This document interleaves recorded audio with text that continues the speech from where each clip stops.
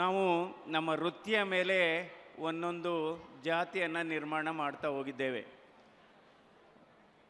ಮಗ್ಗ ಮಾಡೋರು ದೇವಾಂಗ ಅಂತಲೂ, ಅಥವಾ ನಾವು ಕೃಷಿ ಮಾಡುವಂಥರು ರೈತರು ಅಂತನೂ, ಹೀಗೆ ಒಂದೊಂದು ವೃತ್ತಿಯ ಆಧಾರದ ಮೇಲೆ ಜಾತಿಗಳನ್ನು ನಿರ್ಮಾಣ ಮಾಡ್ತಾ ಹೋಗಿದ್ದೇವೆ.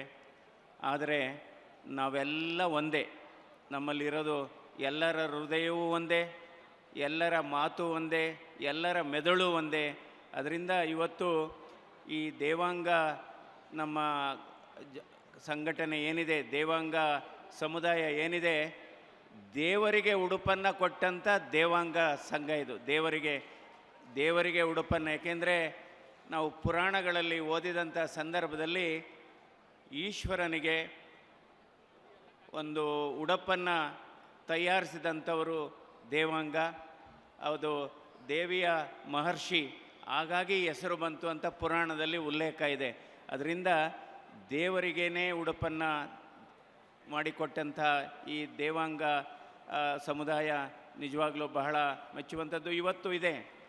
ಇವತ್ತು ಭಾರತ ದೇಶದಲ್ಲಿ ಈ ಟೆಕ್ಸ್ಟೈಲ್ ಜವಳಿ ಎಕ್ಸ್ಪೋರ್ಟ್ ಎಷ್ಟಿದೆ ಅಂದರೆ ಸುಮಾರು $40 ಬಿಲಿಯನ್ ಅಷ್ಟಿದೆ. ಆದರೆ ನಮ್ಮ ಗುರಿ ಏನಪ್ಪ ಅಂದರೆ 2030ನೇ ಇಸವಿಗೆ ನಮ್ಮ ಭಾರತ ದೇಶದಿಂದ ಇದು ಏನು ಈ ಜವಳಿ ವಸ್ತುಗಳು, ಉಡುಪುಗಳು ಆಗ್ಬೋದು, ಸೀರೆಗಳು ಆಗ್ಬೋದು, ಇತರ ಜವಳಿ ಎಕ್ಸ್ಪೋರ್ಟ್ ಎಷ್ಟು ಅಂದರೆ ನಮ್ಮ ಗುರಿ ಎಷ್ಟಿದೆ ಅಂದರೆ $100 ಬಿಲಿಯನ್ ಅಷ್ಟು ಇದೆ. ಇವತ್ತು ಬಹಳ ಮುಖ್ಯವಾದದ್ದು GST. ಕೇಂದ್ರ ಸರ್ಕಾರ ಸುಮಾರು GSTಯನ್ನು ರಾ ಜೂಟ್ ಆಗ್ಬೋದು ಅಥವಾ ರಾ ಸಿಲ್ಕ್ ಮೇಲೆ GSTಯಿಂದ ಸಂಪೂರ್ಣ ವಿನಾಯಿತಿ ಕೊಟ್ಟಿದೆ. ಇವತ್ತು ಬಟ್ಟೆಗಳ ಮೇಲಾಗ್ಬೋದು, ಮೊದಲೆಲ್ಲ GST 18% ಇತ್ತು, ಈಗ 5% GSTಯನ್ನು ಫಿಕ್ಸ್ ಮಾಡಿದೆ. ಹೀಗಾಗಿ ಎಲ್ಲ ಈ ಸಮುದಾಯದ ಅಂದರೆ ಎಲ್ಲ ಈ ವೃತ್ತಿ ಮುಂದುವರಿಬೇಕು. ಎಲ್ಲ ಸಣ್ಣ ಸಣ್ಣ ಜಾತಿಗಳಲ್ಲಿ ಸಣ್ಣ ಸಣ್ಣ ವ್ಯಾಪಾರಿಗಳಿಗೆ, ಅದು ಮ್ಯಾನುಫ್ಯಾಕ್ಚರಿಂಗ್ ಸೆಕ್ಟರ್ ಆಗ್ಬೋದು, ಮಾರ್ಕೆಟಿಂಗ್ ಸೆಕ್ಟರ್ ಆಗ್ಬೋದು, ಅಥವಾ ಅದು ಅವರೆಲ್ಲರಿಗೂ ಕೂಡ ಸಾಲವನ್ನು ಕೊಡತಕ್ಕಂಥ ಮುದ್ರಾ ಯೋಜನೆಯನ್ನು ಇವತ್ತು ನಾವು ಕೇಂದ್ರ ಸರ್ಕಾರದಿಂದ ನೋಡ್ತಾ ಇದ್ದೇವೆ. 2015ನೇ ಇಸ್ವಿನಲ್ಲಿ ಮುದ್ರಾ ಲೋನ್ ಅಂದರೆ ಮೈಕ್ರೋ ಯೂನಿಟ್ಸ್ ರೀಫೈನಾನ್ಸಿಂಗ್ ಏಜೆನ್ಸಿ ಮೂಲಕ ಇದುವರೆಗೆ 32 ಲಕ್ಷ ಕೋಟಿ ಇವತ್ತು ಲೋನನ್ನು ಕೊಟ್ಟಿದೆ.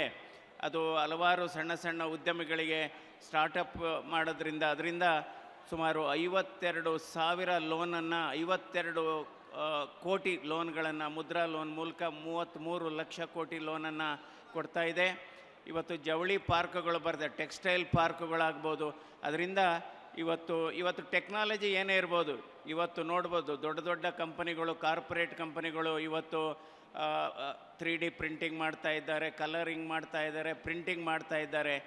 ಆದರೆ ಇದರ ನಿಜವಾದ ಬುನಾದಿ ಹಾಕಿದ್ದು ಕೈಮಗ್ಗ ಅಂತಲೇ ಹೇಳಬೇಕಾಗುತ್ತೆ. ಇವತ್ತು ಯಾವುದೇ ಟೆಕ್ನಾಲಜಿ ಇರಲಿ, ಯಾವುದೇ ಕಂಪನಿಗಳು ಇವತ್ತು ಸುಮಾರು ಕೋಟ್ಯಾಂತರ ರೂಪಾಯಿ ಇವತ್ತು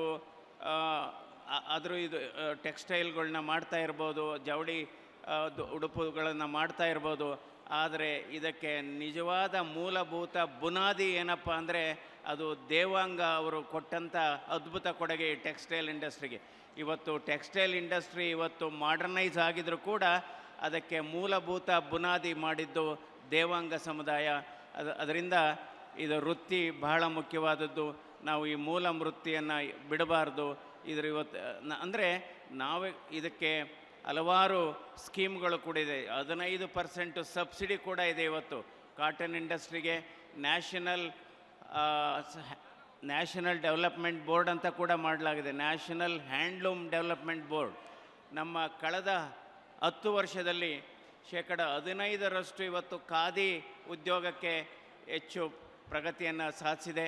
ಈ ಸಂದರ್ಭದಲ್ಲಿ ನನಗೆ ಇಲ್ಲಿ ಆಹ್ವಾನಿಸಿ ಸನ್ಮಾನಿಸಿದ್ದಕ್ಕೆ ತಮ್ಮೆಲ್ಲರಿಗೂ ನನ್ನ ಹೃದಯಸ್ಪರ್ಶಿ ಧನ್ಯವಾದಗಳು ಮತ್ತು ನಮಸ್ಕಾರಗಳು. ಯಾಕೆಂದರೆ ವೃತ್ತಿಯಿಂದ ನಾವು ಕೇವಲ ಜಾತಿಯಾಗಿದ್ದೇವೆ ಹೊರತು ನಾವು ಮನುಷ್ಯರಿಂದ ನಾವು ಜಾತಿ ಆಗಿಲ್ಲ. ನಮಸ್ಕಾರ. ನಾವು ನಮ್ಮ ವೃತ್ತಿಯ ಮೇಲೆ ಒಂದೊಂದು ಜಾತಿಯನ್ನು ನಿರ್ಮಾಣ ಮಾಡ್ತಾ ಹೋಗಿದ್ದೇವೆ.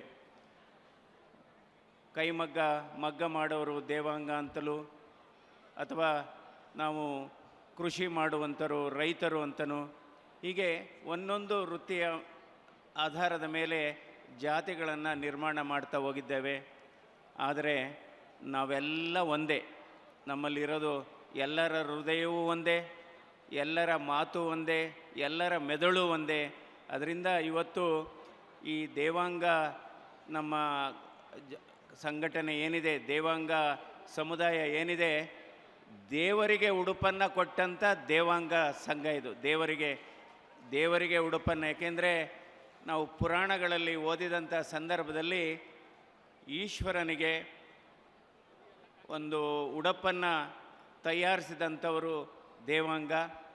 ಅದು ದೇವಿಯ ಮಹರ್ಷಿ, ಹಾಗಾಗಿ ಹೆಸರು ಬಂತು ಅಂತ ಪುರಾಣದಲ್ಲಿ ಉಲ್ಲೇಖ ಇದೆ.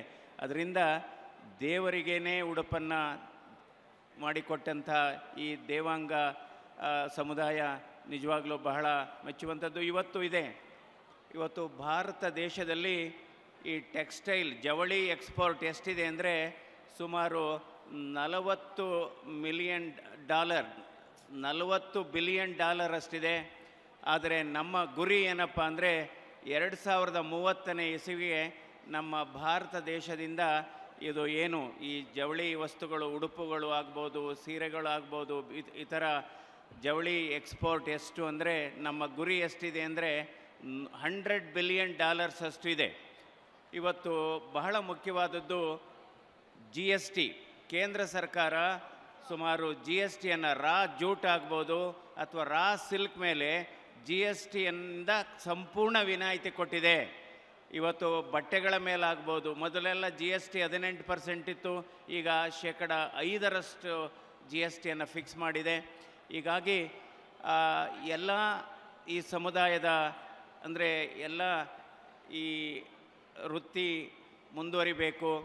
ಎಲ್ಲ ಸಣ್ಣ ಜಾತಿಗಳಲ್ಲಿ ಸಣ್ಣ ವ್ಯಾಪಾರಿಗಳಿಗೆ, ಅದು ಮ್ಯಾನುಫ್ಯಾಕ್ಚರಿಂಗ್ ಸೆಕ್ಟರ್ ಆಗ್ಬೋದು, ಮಾರ್ಕೆಟಿಂಗ್ ಸೆಕ್ಟರ್ ಆಗ್ಬೋದು, ಅಥವಾ ಅದು ಅವರೆಲ್ಲರಿಗೂ ಕೂಡ ಸಾಲವನ್ನು ಕೊಡತಕ್ಕಂಥ ಮುದ್ರಾ ಯೋಜನೆಯನ್ನು ಇವತ್ತು ನಾವು ಕೇಂದ್ರ ಸರ್ಕಾರದಿಂದ ನೋಡ್ತಾ ಇದ್ದೇವೆ. 2015ನೇ ಇಸ್ವಿನಲ್ಲಿ ಮುದ್ರಾ ಲೋನ್ ಅಂದರೆ ಮೈಕ್ರೋ ಯೂನಿಟ್ಸ್ ರೀಫೈನಾನ್ಸಿಂಗ್ ಏಜೆನ್ಸಿ ಮೂಲಕ ಇದುವರೆಗೆ 32 ಲಕ್ಷ ಕೋಟಿ ಇವತ್ತು ಲೋನನ್ನು ಕೊಟ್ಟಿದೆ.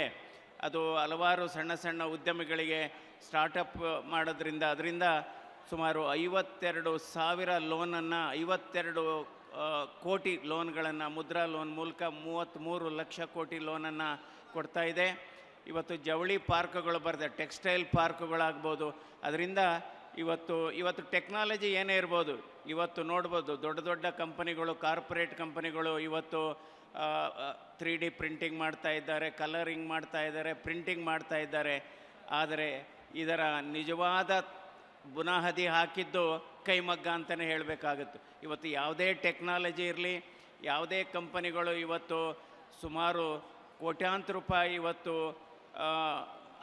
ಇದು ಟೆಕ್ಸ್ಟೈಲ್ಗಳನ್ನ ಮಾಡ್ತಾ ಇರ್ಬೋದು, ಜವಳಿ ಉಡುಪುಗಳನ್ನು ಮಾಡ್ತಾ ಇರ್ಬೋದು. ಆದರೆ ಇದಕ್ಕೆ ನಿಜವಾದ ಮೂಲಭೂತ ಬುನಾದಿ ಏನಪ್ಪ ಅಂದರೆ ಅದು ದೇವಾಂಗ ಅವರು ಕೊಟ್ಟಂಥ ಅದ್ಭುತ ಕೊಡುಗೆ ಟೆಕ್ಸ್ಟೈಲ್ ಇಂಡಸ್ಟ್ರಿಗೆ. ಇವತ್ತು ಟೆಕ್ಸ್ಟೈಲ್ ಇಂಡಸ್ಟ್ರಿ ಇವತ್ತು ಮಾಡರ್ನೈಸ್ ಆಗಿದ್ರೂ ಕೂಡ ಅದಕ್ಕೆ ಮೂಲಭೂತ ಬುನಾದಿ ಮಾಡಿದ್ದು ದೇವಾಂಗ ಸಮುದಾಯ. ಅದರಿಂದ ಇದು ವೃತ್ತಿ ಬಹಳ ಮುಖ್ಯವಾದದ್ದು. ನಾವು ಈ ಮೂಲ ವೃತ್ತಿಯನ್ನು ಬಿಡಬಾರ್ದು. ಅಂದರೆ ನಾವು ಇದಕ್ಕೆ ಹಲವಾರು ಸ್ಕೀಮ್ಗಳು ಕೂಡ ಇದೆ. 15% ಸಬ್ಸಿಡಿ ಕೂಡ ಇದೆ. ಇವತ್ತು ಕಾಟನ್ ಇಂಡಸ್ಟ್ರಿಗೆ